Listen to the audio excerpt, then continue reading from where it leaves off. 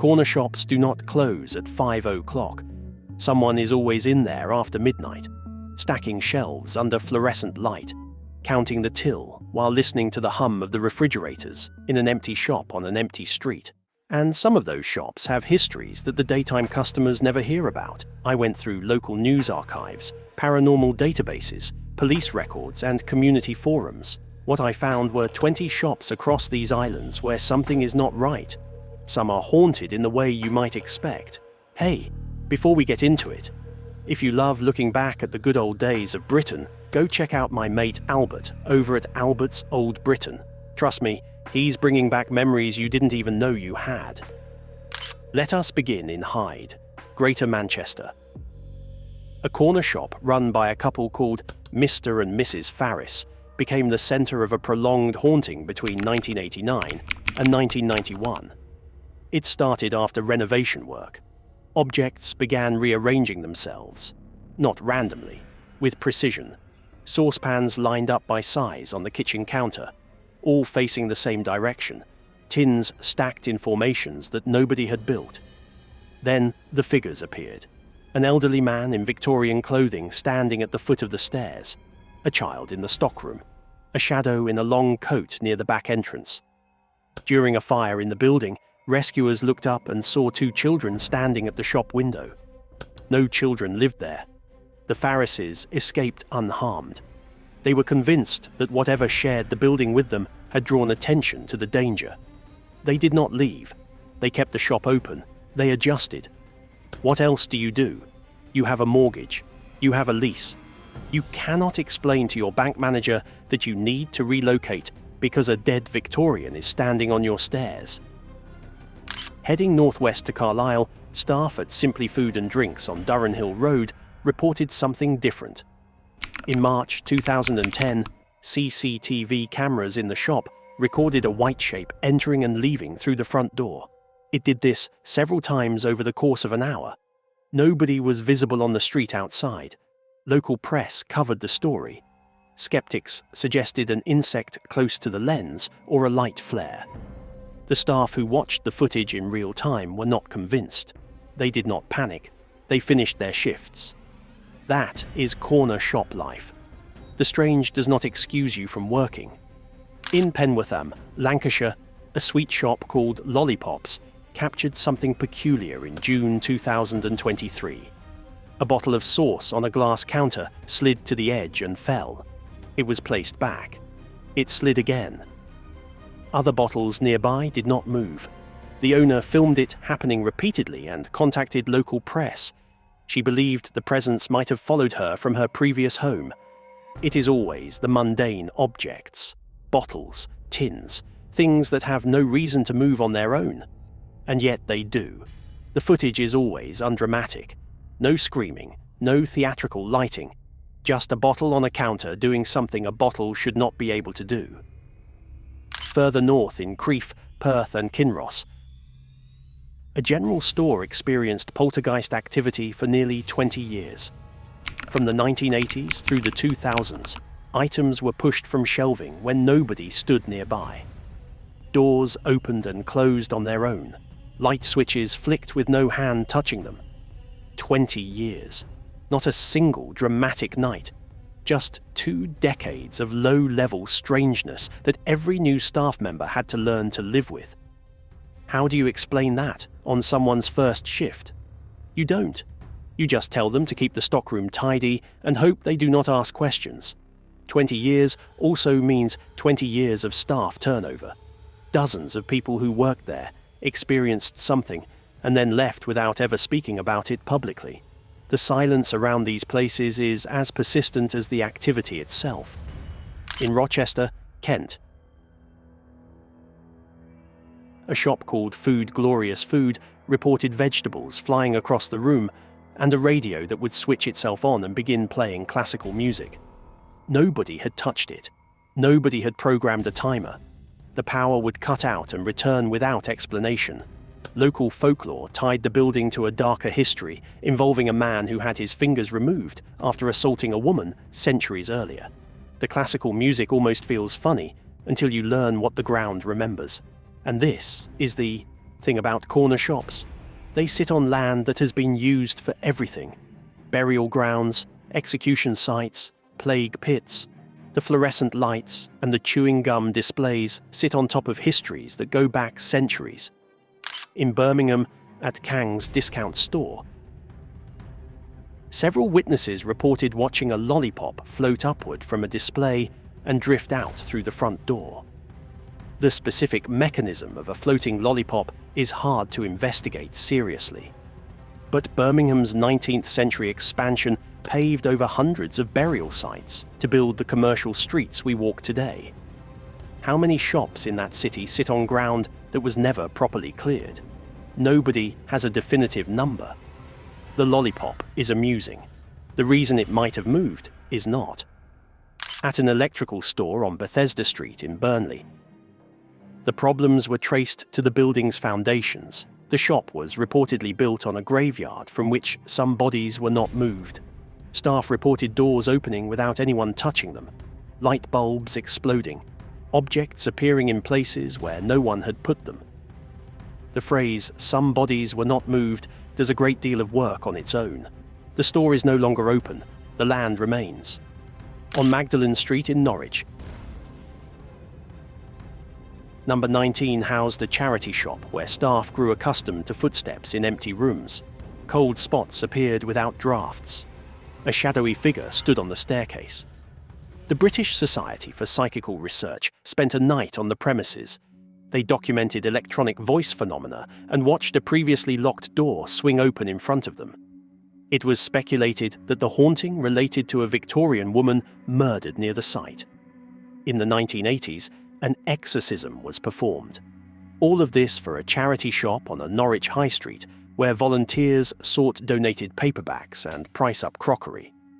In Penzance, at the Co-op in Queen's Square, staff reported mysterious footsteps after closing time and stock moving on the shelves overnight.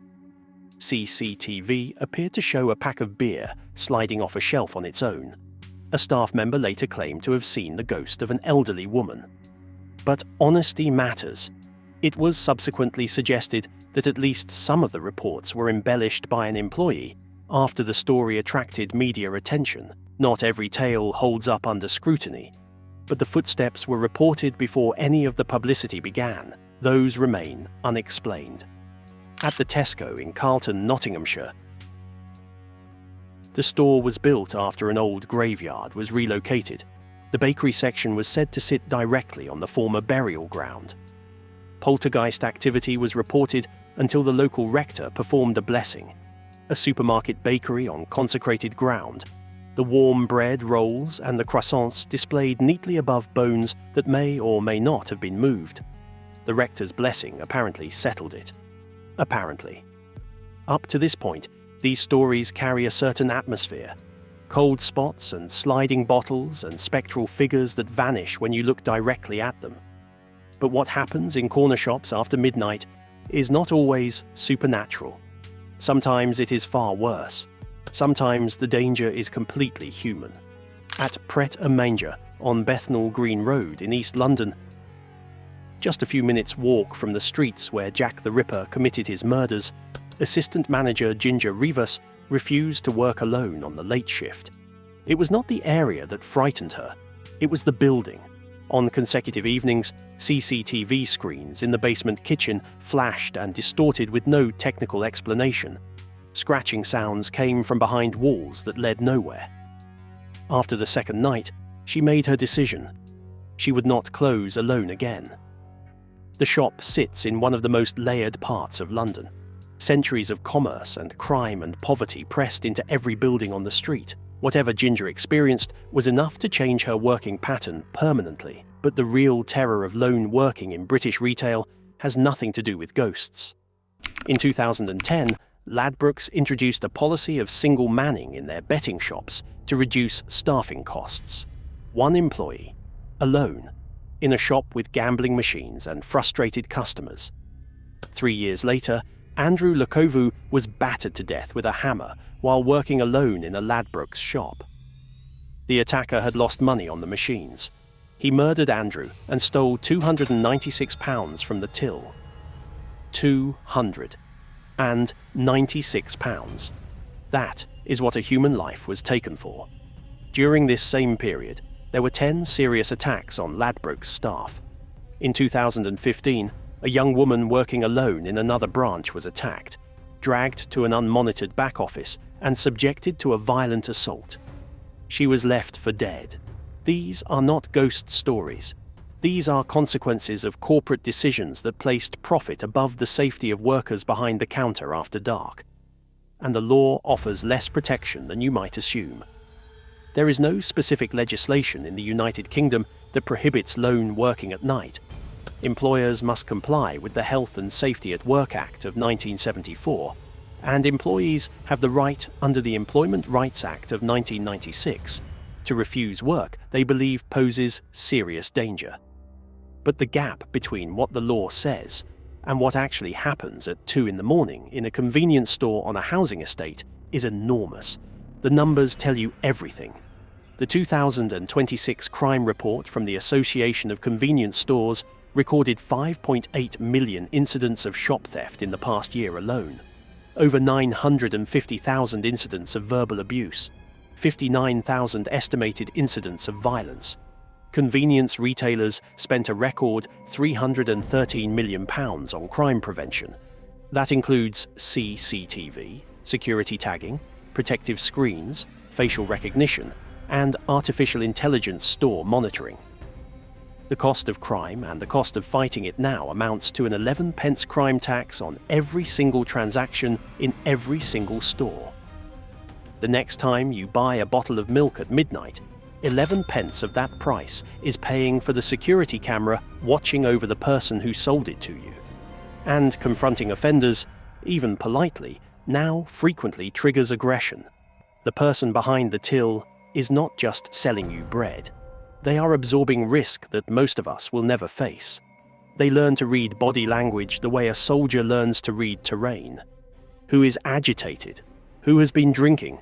Who walked in with a purpose that has nothing to do with buying anything? These calculations happen constantly, and they happen in silence. Back in the realm of the unexplained, Purdy's pet shop in Coventry provided a gentler kind of strangeness between 2020 and 2022. CCTV showed items falling from shelves with no one near them. Customers reported something tugging at their clothing. A ghost hunting group held a charity séance on the premises and claimed to have contacted a former male occupant of the building. A séance in a pet shop to raise money for charity. That is about as British as it gets. At Thornton's chocolate shop in Chester, the resident presence is said to be a woman called Sarah, a jilted bride who took her own life in the building. Staff describe lights flickering, doors opening, and heart-shaped boxes of chocolates being thrown from the shelves. They call her friendly. Friendly is an interesting word to use about a dead woman who throws things, but the staff have made their peace with Sarah. They get on with it. They sell the chocolates she displaces, and they restock the shelves, and they lock up, and they go home. This is the British accommodation with the unexplainable. You acknowledge it, and then you carry on. Crossing into North Wales, Anna Davies Country Wear in Betws Coed has experienced poltergeist activity since the 1960s. A ghostly woman wearing a cape appeared some 20 years later. In 2011, one of the owners reported a shoe launching itself from a display stand and landing at his feet. 5 decades. The shop changed hands. The stock changed from walking boots to waterproof jackets and back again. Whatever is there outlasted every owner. It is older than the business. It was there before the display stands, and it will be there after they are gone. At the Shire's shopping centre in Trowbridge, Wiltshire, several shops have reported disturbances over the years. At the former Millet's store, staff arrived one morning to find a tent had been fully assembled in the middle of the shop floor overnight. No one had been in the building. Coats left zipped up on the racks were found unzipped. Security guards reported footage of white figures moving through the corridors after hours. The centre sits on land with documented history stretching back to the 10th century. But the ghost stories are only half the picture. Like many shopping centres across the country, the Shires has empty units, shops that closed and never reopened. The decline of in-person retail has left these buildings quieter than they were ever meant to be. The ghosts have fewer living people to share the space with. And that brings us to the corner shop itself. Not a single building, but an institution, and one that is disappearing. In 1950, independent grocers sold 54% of all food purchased in the United Kingdom. The corner shop was not a convenience. It was the backbone of every community. By the 1980s, 50% of local corner shops were being run by Asian families who transformed them into lifelines for their neighborhoods. Open early, open late, open on Christmas Day when nothing else was. Today, the number of convenience stores in Britain has fallen by around 5% in the last 5 years alone, to just under 47,000. Over 13,000 high street stores closed in 2024.